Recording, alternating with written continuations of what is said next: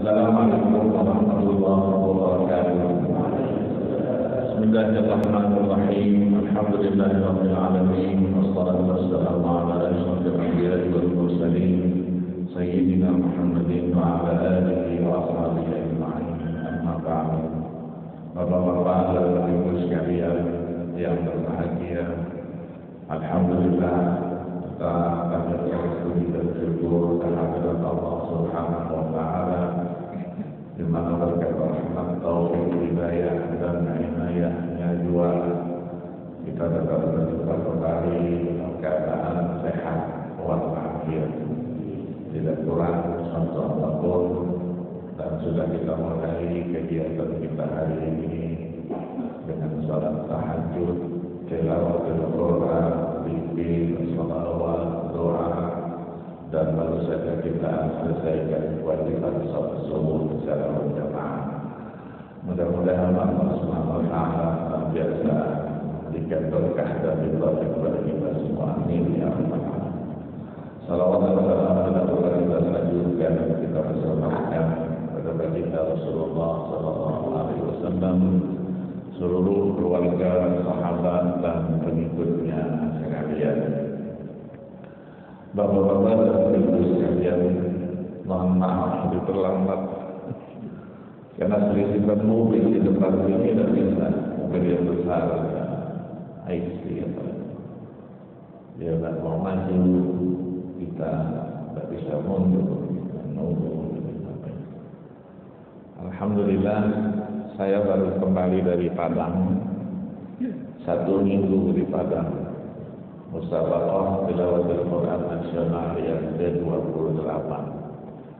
Semalam penutupan secara langsung disiarkan dan saya sudah kembali tadi kemarin sore dan berjalan semua dengan lancar, walaupun ada beberapa musibah. Ada seorang dewan hakim dari Sulawesi Utara, Ustaz Haji Rizali Nur, dipanggil oleh Allah Subhanahu wa taala sebelum pelaksanaan sedang sidang dewan hakim, rapat untuk menyatukan persepsi beliau yang memimpin, tapi sudah terputus-putus. Malam sebelumnya saya ajak jalan bersama teman, kita ajak makan martabak, dia makan martabak. Tapi paginya bilang sama teman-teman, saya ini tinggal sendirian, kata teman-teman saya sudah pergi semuanya. Ya mungkin tak lama lagi, isyarat dia lah gitu. Pagi itu dan pagi itu juga dipanggil Allah Subhanahu wa taala. Di beliau ini masih keturunannya Syekh Muhammad Arsyad Al-Badari. Akhirnya dibawalah ke Kalimantan Selatan, karena beliau orang Kalimantan Selatan, dimakamkan di Parabai, diantar oleh 2 orang panitia. Yang satu lagi sakit tapi sudah sehat, alhamdulillah sudah kembali. Dan yang tampil memang luar biasa, berprestasi, sehingga semua tampilan cabang-cabang itu melebihi waktu yang sudah disiapkan. Ada yang sampai jam 10 malam baru selesai, karena semuanya bagus. Kalau tidak bagus, banyak yang berhenti hafalannya, cepat selesai dia. Tapi kalau bagus, harus selesaikan dia. Itulah prestasi. Dan yang mendapatkan juara umum kebetulan tuan rumah. Sudah 2 tahun memang beliau begitu dapat mandat untuk jadi tuan rumah, langsung membentuk tim TC. Setiap minggu TC selama 2 tahun. Nah itulah hasilnya, bersaing dengan DKI. Dinilainya dijumlahkan 79, DKI dapat 71. Prestasi-prestasi itu alhamdulillah diurutlah 10 besar, dan Banten urutan ke-7 kalau tidak salah. Nomor 2-nya DKI, nomor 3-nya Jawa Timur, kalau tidak salah Jawa Tengah, Kepri, dan seterusnya. Inilah berkat usaha provinsi yang tidak mengadakan latihan, banyak yang tidak dapat sama sekali. Satu peserta pun tidak dapat final. Ya, inilah satu prestasi. Mudah-mudahan menjadikan berkahlah kepada kita semuanya. Hafalan-hafalan luar biasa, terutama yang 30 juz. 30 juz, karena saya menilai 30 juz tafsir. 30 juz itu yang nomor satunya itu untuk laki-lakinya itu dari Jawa Barat, nomor duanya dari Nusa Tenggara Barat, nomor tiganya Kepulauan Riau. Kepulauan Riau ini sudah 2 kali juara terus dia, tapi kemarin nasib 2 kali salah dan 2 kali dibimbing. Di akhirnya nomor 3. Untuk yang perempuan di KI, perempuan luar biasa, anak Iki itu tidak salah sama sekali.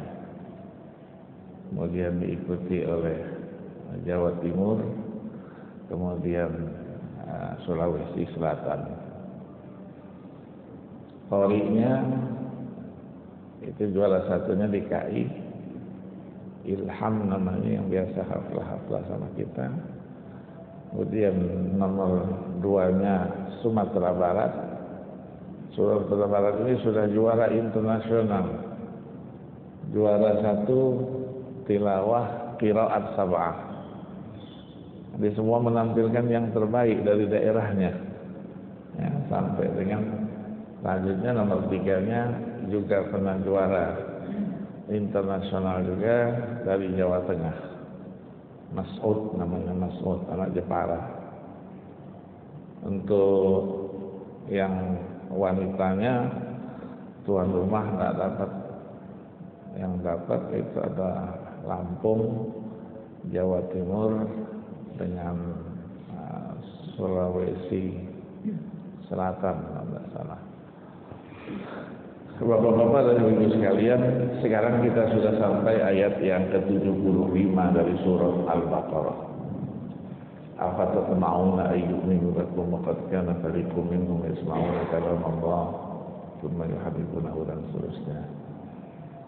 Korelasi ayat ini dengan ayat sebelumnya.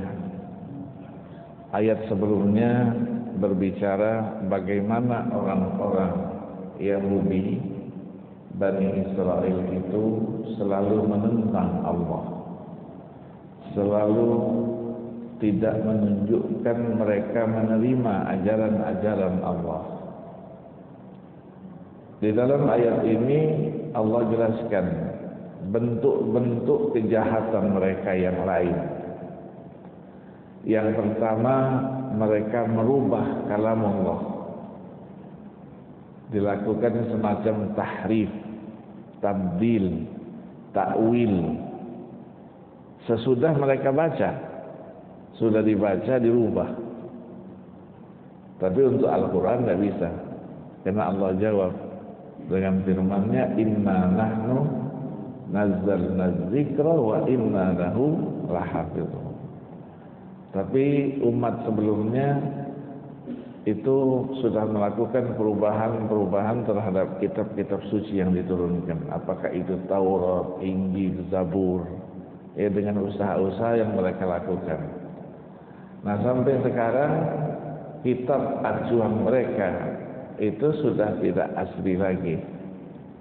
Maka ada perjanjian lama, ada perjanjian baru, ada Barnabas, ada apa lagi bukunya itu, kitab-kitabnya itu. Tapi Al-Quran hanya satu, tidak ada Al-Quran yang kedua. Karena jaminan Allah itu, apabila ada yang ingin merubahnya, pasti ketahuan. Jangankan merubah kalimat, barisnya saja, tanda bacanya saja, itu sudah diketahui. Oleh siapa? Oleh para hamalatul Quran. Maka Allah di sini berfirman, Inna nahnu nazzalna dzikra. Padahal Allah punya hak ana. Ana anzaltul Quran, saya yang turunkan, saya yang memeliharanya. Tapi di sini enggak, kami yang menurunkan, kami juga yang memeliharanya. Nah, para ahli tafsir mengatakan kenapa demikian? Karena ada pihak lain yang ikut memelihara di samping pemeliharaan Allah Subhanahu wa taala. Itulah para penghafal Al-Qur'an. Jadi para penghafal Al-Qur'an ya, yang disebut dengan pejuang-pejuang Al-Qur'an, kalau ada penulisan ayat yang salah itu cepat diketahui. Al-Qur'an dicetak ternyata cetakannya keliru, tetap cepat diketahui, langsung ditarik dari peredarannya. Maka Al-Qur'an di Indonesia tidak boleh dicetak begitu saja. Karena dia punya modal, punya duit banyak, mau mencetak Al-Qur'an, tidak. Harus disampaikan dulu dan dikoreksi oleh Lajnah Tashih Al-Qur'an.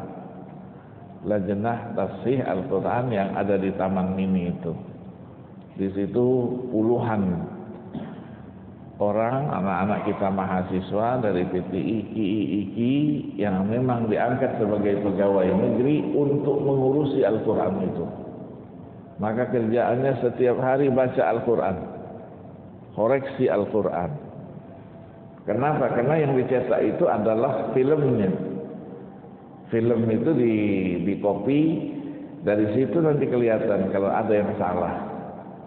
Terutama apabila film yang diajukan itu sudah lebih dari 5 tahun. Karena ketika dipasang, dimasukkan dalam mesin itu, biasanya ada yang sudah agak luka dia film itu, maka dia tintanya melebar. Ketikanya melebar, bisa saja titik yang satu menjadi titiknya 2. Tulisan yang tadinya begini menjadi begitu karena pengaruh daripada film yang sudah lama itu.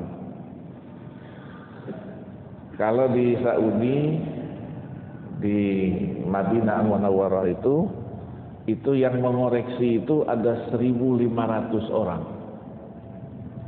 Jadi 1.500 meja. Begitu perlembar gitu masuk sampai 1.500. Itu pun kadang-kadang masih ada juga yang keliru dan salah. Inilah kehebatan dari Al-Qur'anul Karim. Nah, di sini Allah sebutkan, apa tatma'una ayyuminu lakum wa qad kana fariqun minhum yasma'una kalam Allah thumma yuhaddifunahu min ba'di ma aqalu. Apa tatma'una, artinya atarjuna, apakah kamu berharap? Toma' itu sudah menjadi bahasa Indonesia ya. Toma' itu di dalam bahasa Arabnya itu artinya ta'alluqus syai'i bi syai'in matlub ta'alluqan qawiyan.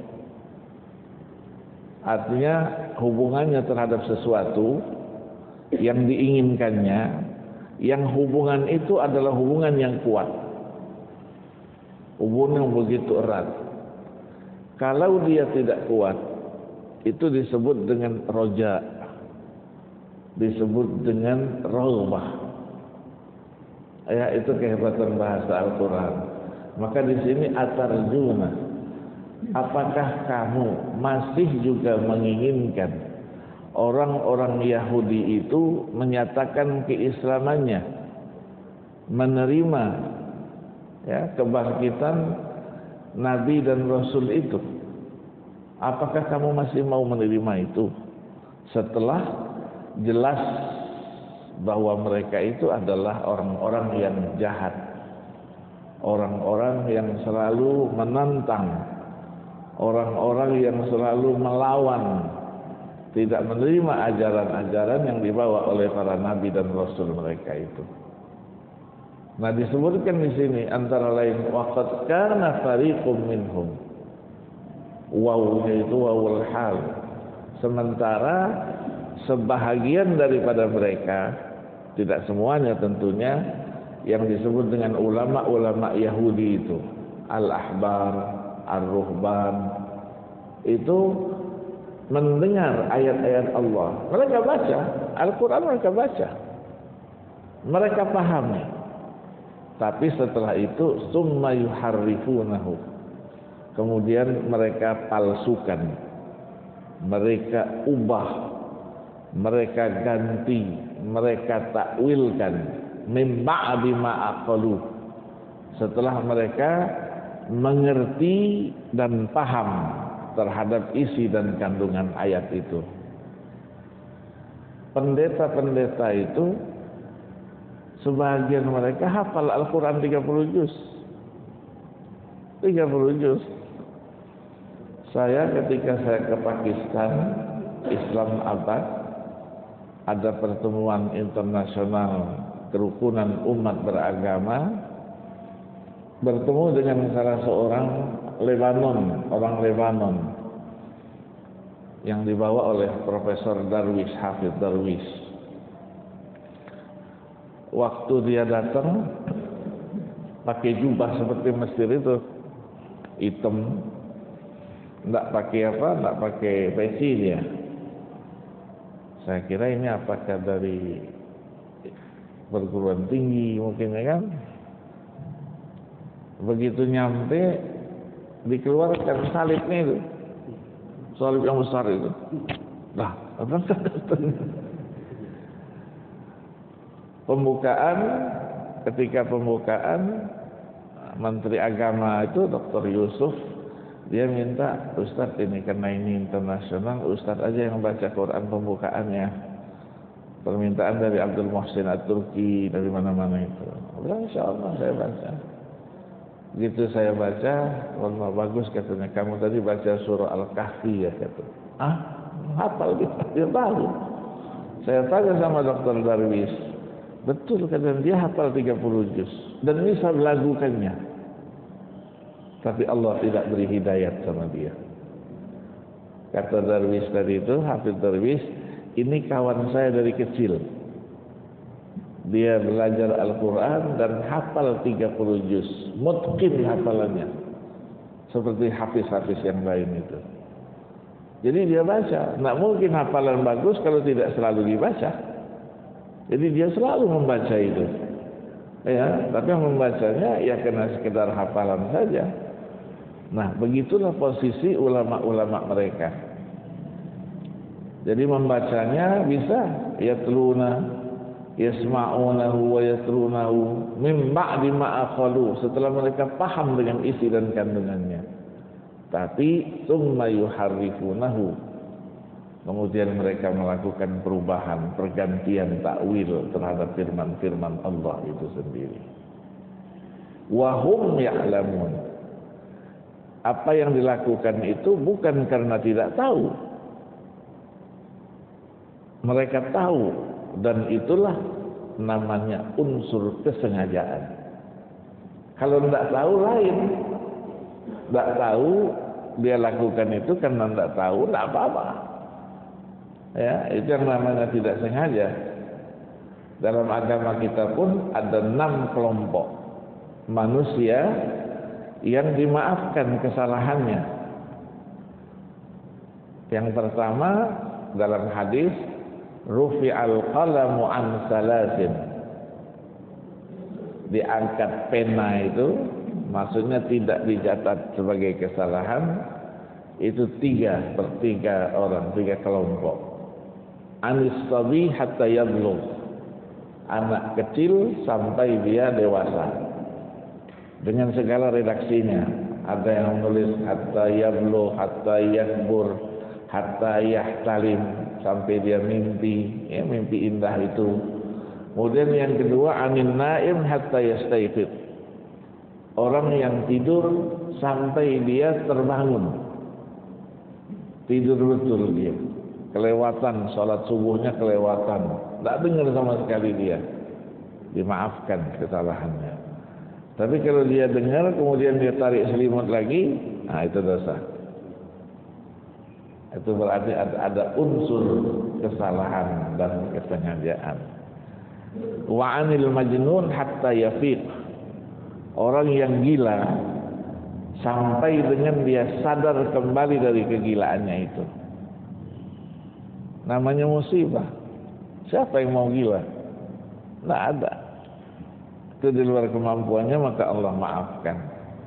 3 lagi dalam hadis, rufi'a an ummati al-khata'u wan nisyan wa mastukrihu alaih. Diangkatkan dari umatku, kata Nabi, dosa. Dosa siapa? Orang yang tidak sengaja. Al-khata'. Yang kedua, orang yang karena lupa. Yang ketiga, orang yang dipaksa.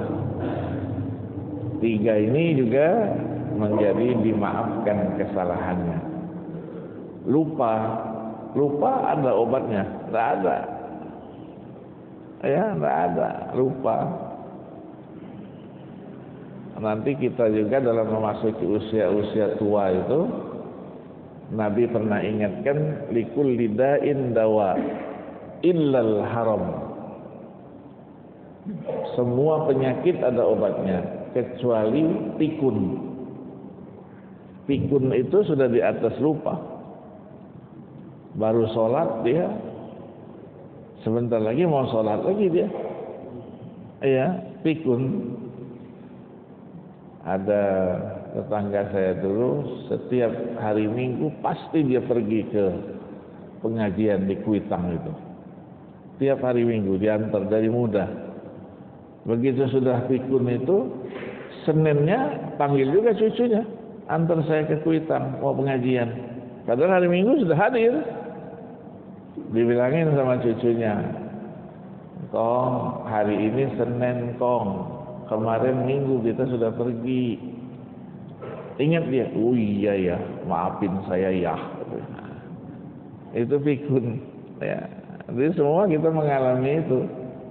Ya. Yang tidak pikun itu hanya hamalatul Quran. Orang yang hafal Quran itu dia dijamin tidak ada pikunnya. Itulah yang Allah contohkan Syekh Muhammad Ali As-Sabuni yang menulis kitab Sofwatut Tafasir, yang menulis Min Adabi Hamalatul Quran dan lain-lainnya, puluhan karyanya. Orang Syria yang dulu tinggalnya di Mekah, sering sama-sama, sekarang sudah tinggal di Turki untuk pengobatan.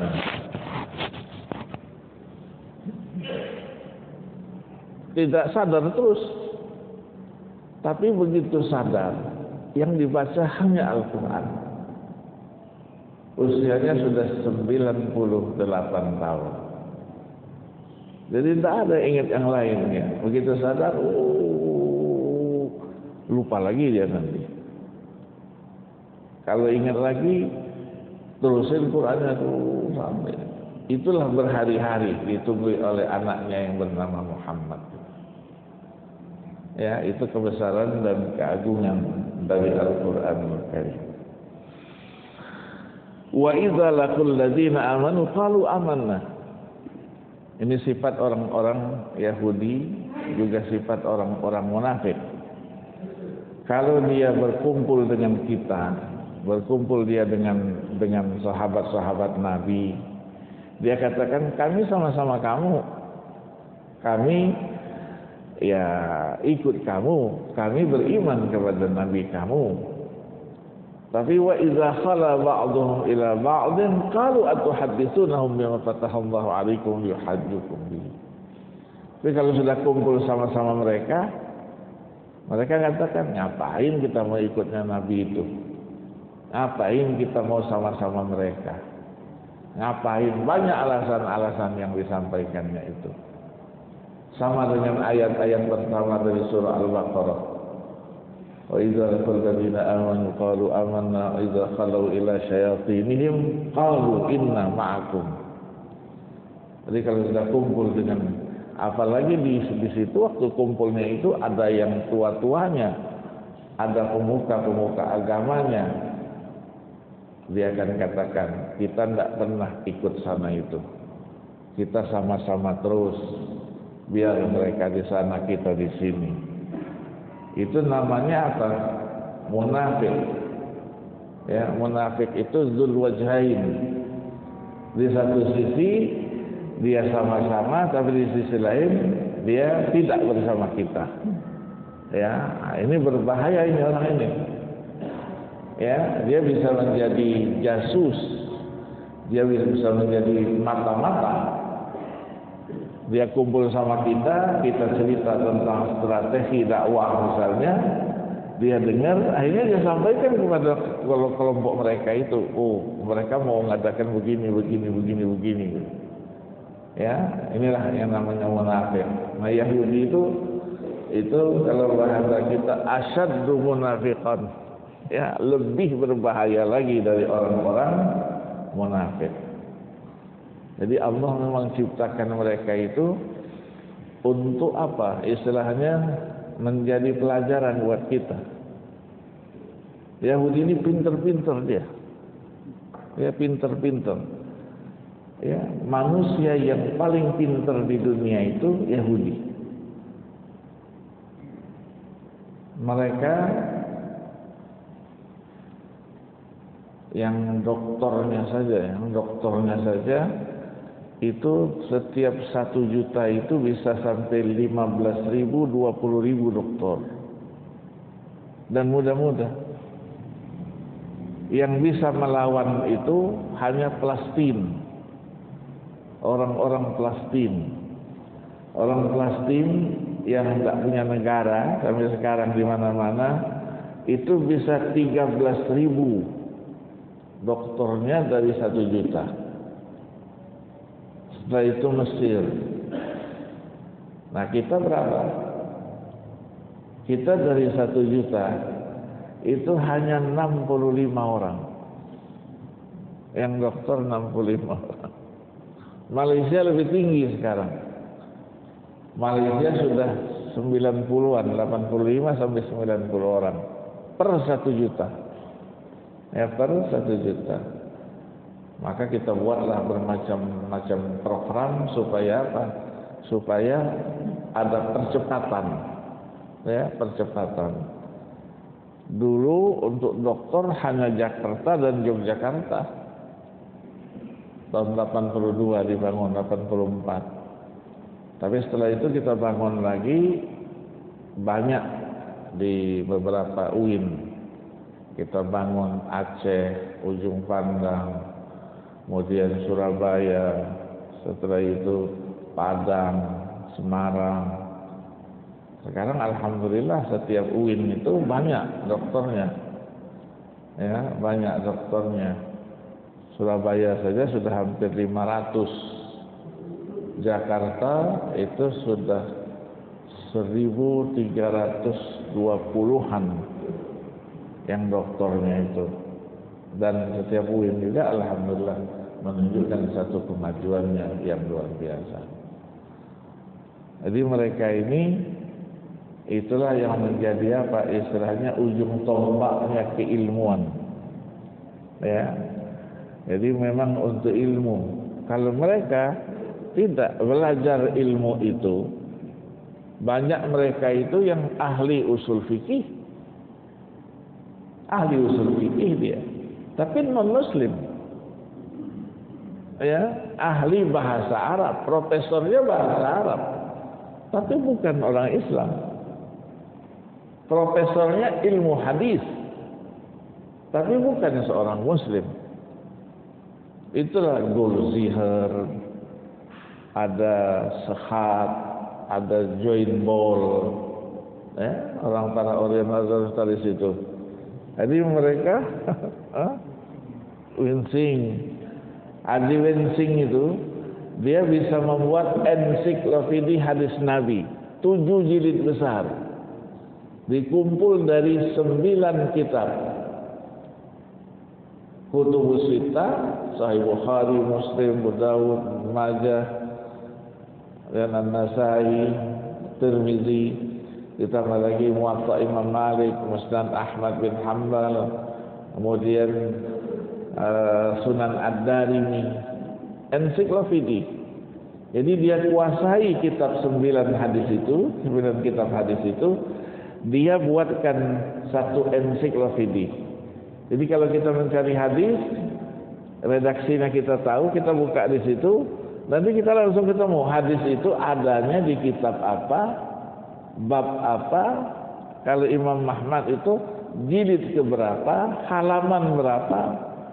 Ada yang sampai nomor hadisnya, nomor hadis keberapa. Ya, ini non muslim. Ya, yang diterjemahkan oleh Muhammad Fuad Abdul Baqi. Jadi luar biasa mereka ini, mereka menguasai. Nah, Gulzihar yang ahli dalam bahasa Arab, dia mengkritik ilmu qiraat. Qiraat itu dikritiknya, karena dia menguasai bahasa Arab. Ya, dianggapnya qiraat itu ijtihad, bukan dari Nabi langsung.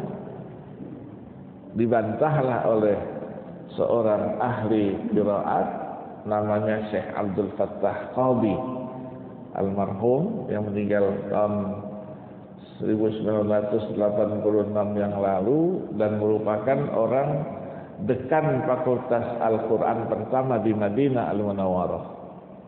Dia bongkar itu, ya, kritik yang disampaikan oleh Gulzihar itu dalam satu bukunya yang diberi judul Al-Qira'at fi Nadhril Mustashriqin wal Mulhidin. Kemudian saya terjemahkan menjadi orientalis menggugat qiraat. Luar biasa, kalau orang nggak ngerti masuk ke pikirannya, karena memang kritik-kritiknya ilmiah. Ya, kritik terhadap apa, ulumul Quran misalnya, tentang kodifikasi Al-Quran, kritiknya ilmiah betul. Jadi kalau kita tidak punya ilmu tentang itu, bisa saja kita terbawa oleh pemikiran-pemikiran mereka itu. Nah, dari situlah kita sering takut kalau ada anak-anak kita, mahasiswa kita yang kita kirim sekolahnya di Amerika, di McGill, sekolahnya di Eden, pulang takutnya berubah pikirannya. Jadi yang tadinya pondasi tidak kuat bisa saja terjadi. Tapi kalau pondasinya kuat, dia tidak terpengaruh, tidak goyah dia. Tapi kalau tidak, pulang dia ilmu hadis sudah mulai berubah dia. Sahabat itu tidak semuanya adil. Sahabat itu ada juga yang tidak jujur. Sahabat itu ada juga yang apa? Ya. Kenapa? Karena ketika dikumpulkan Al-Quran itu dari berbagai data yang ditulis, ada di kulit binatang, ada di pelepah korma, ada di batu, dan ini ditumpuk-tumpuk begitu. Ketika dikodifikasikan, ternyata ada yang tercecer. Tercecer ada dua naskahnya. Yang kesatunya laqad ja'akum rasulun min anfusikum azizun 'alaihi ma 'anittum harisun 'alaikum bil mu'minina raufur rahim fa in tawallaw faqul hasbiyallah la ilaha illa huwa rabbul 'arsyil 'azim, yang ada di akhir surah At-Taubah. Yang satu lagi ayat 23 surah Al-Ahzab, minal mu'minina rijalun sadaqu ma ahadullah 'alaihi minhum man qadha nahbahu wa minhum man yantazir wa badalu tabdila. Nah, naskah ini tercecer. Ketika mereka mulai mengumpulkan Al-Quran itu disusun sesuai dengan turunnya dari Nabi sallallahu alaihi wasallam, ketika sampai di ayat ini tidak ada naskahnya. Tapi para sahabat mengaku, aku ingat, hafalan mereka kuat-kuat. Ada itu, naskahnya ada. Tulisannya begini, redaksinya begini, tahu. Begitu sudah dikumpulkan, datanglah seorang namanya Abu Khuzaimah Al-Ansari, menyerahkan naskah itu. Nah, katanya, kamu di mana kamu temukan ini? Kata Abu Khuzaimah, dia tercecer ketika diangkut untuk dikumpulkan itu, tercecer. Aku temukan, aku ambil, aku selamatkan, aku simpan. Sekarang aku serahkan. Nah, kelompok lain mengatakan, tuh lihat tuh sahabat, Al-Quran aja dicuri, apalagi yang lain. Ya, dari situ jadikan berarti sahabat itu tidak semuanya jujur dia. Ada yang nakal, ya, ada yang tidak apa. Ini pikiran-pikiran model begitu itulah nanti yang melahirkan teman-teman kita kalau dia tidak punya basic yang kuat, belajar di luar itu, pulang berubah. Ya, berubah dia kena pengaruh daripada pemikiran-pemikiran para orientalis itu. Itulah dulu yang menjadi perdebatan Barat dan Timur. Ya, karena yang Barat itu belajarnya berdasarkan hanya rasio saja, akal saja, sementara yang di Timur belajarnya dengan data. Ada datanya, ada naskahnya, ada bukunya. Maka di sinilah dikatakan qalu atuhadditsunahum bima fatahallahu 'alaikum yuhajjukum bihi. Ya, setelah mereka mengungkapkan bahwa kalau kita ketemu, ya kita sama-sama. Saya tadi ke sana, ya saya hanya ikut-ikut saja di situ, hanya ingin tahu saja apa yang mereka lakukan. Ya, ini komentar-komentarnya. Kemudian disampaikan di sini di ujungnya itu afala ta'qilun. Afala ta'qilun. Mereka ngomong begitu, kalau kita kumpul sama-sama, kita sama. Tapi kalau kami kumpul dengan sahabat-sahabat Nabi, dengan kelompoknya mereka, kami tidak sama. Nah, kira-kira itu masuk akal tidak?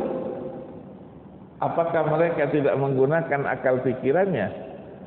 Kita juga yang menerima, apakah itu sesuai dengan akal pikiran yang waras? Tidak bisa pelin-pelan. Kalau di sini ya, di sini juga iya. Di sini ya, di sini tidak.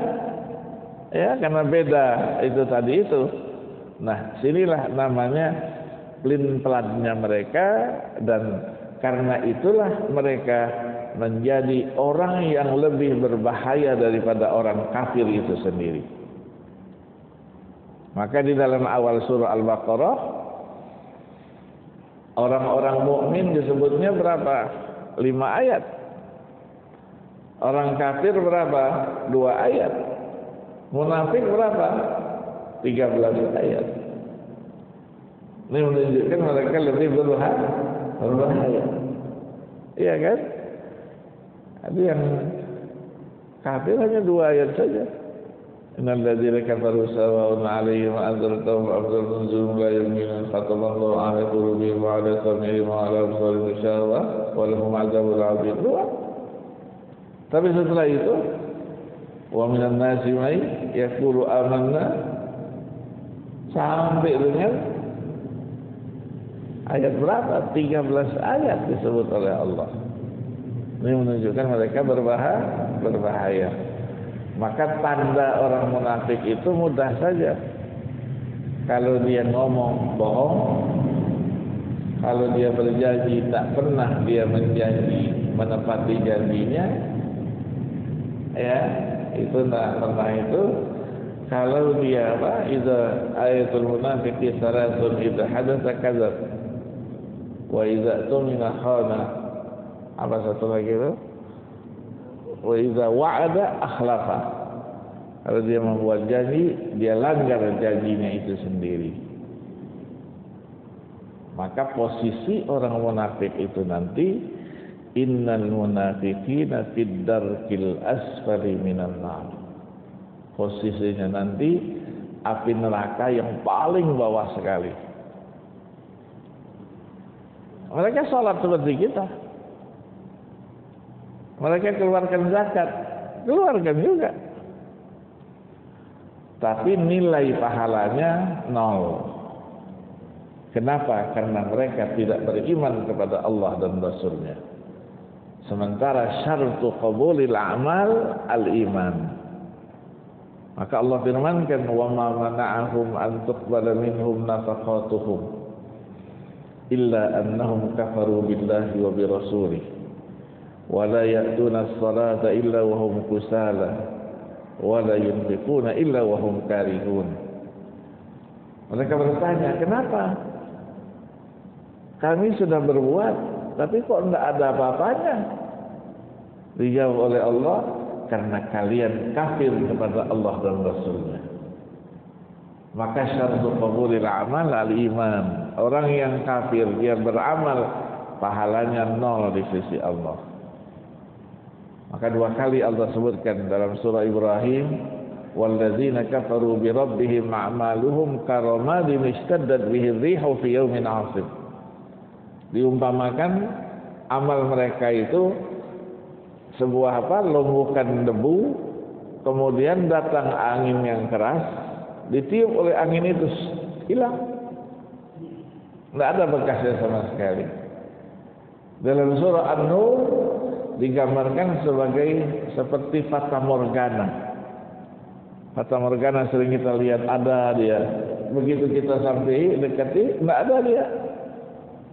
Walladzina kafaru a'maluhum kasarabin biqi'ati yahsabuhu dhama'anu ma'ah hatta idza ja'ahu lam yajidhu syai'an wa wajadallaha 'indahu khawfahu hisabah, dan seterusnya.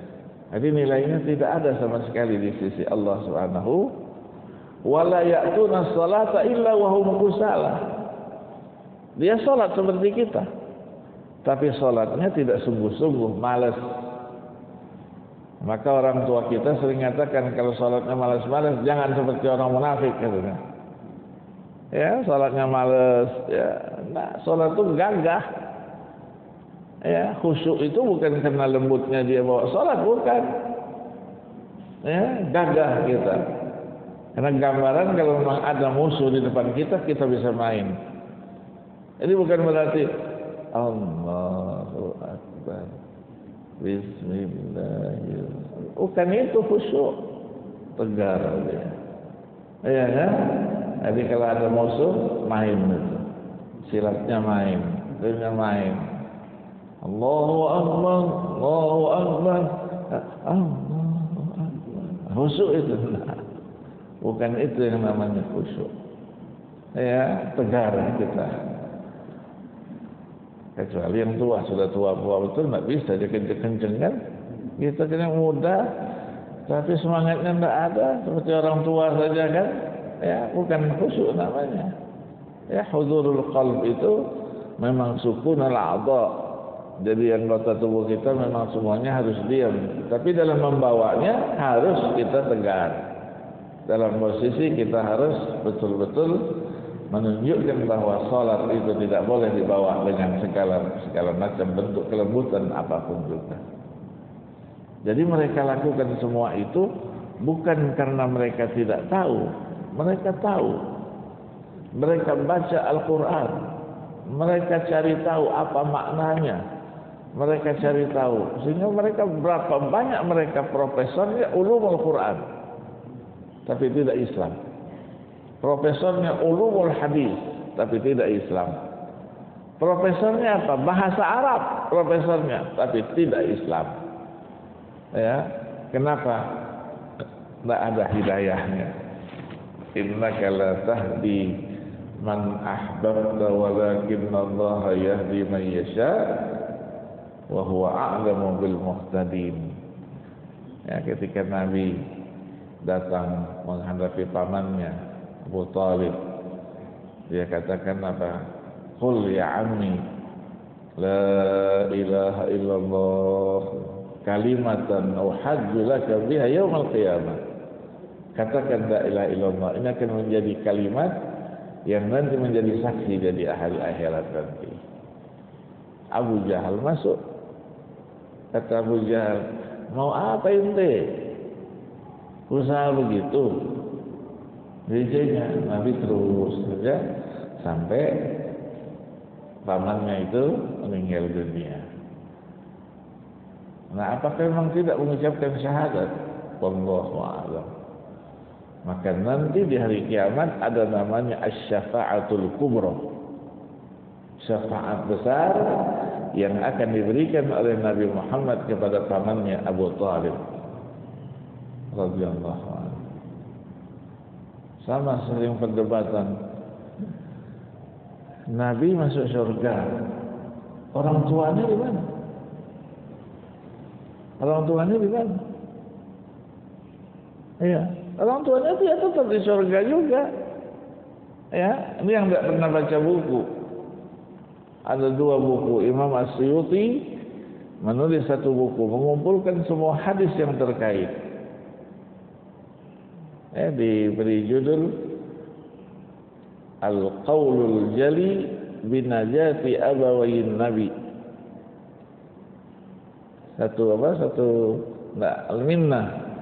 Al-Minnah Binajati.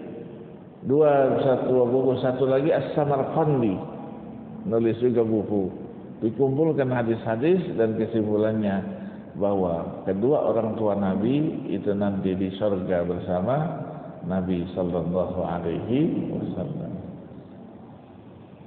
Dibaca mungkin Ustaz.